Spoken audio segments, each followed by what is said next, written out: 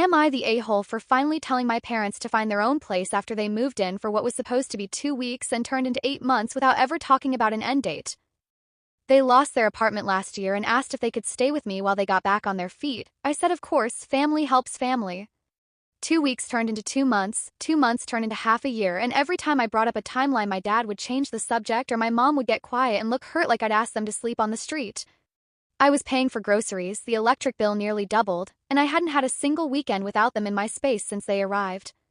Last month, I finally sat them down and said I needed them to have a plan by the end of the month, not a vague someday, an actual date.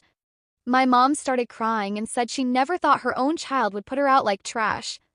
They moved out 4 days later into my aunt's spare room, and within a week I was getting calls from cousins I hadn't talked to in years asking why I kicked my parents out with nowhere to go. Apparently, my mom's version of the story left out the 8 months and the part where I never once asked them to leave immediately.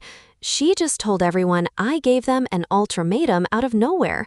Now half my family thinks I'm the kind of person who'd put their own parents out on the street, and the other half won't even bring it up around me.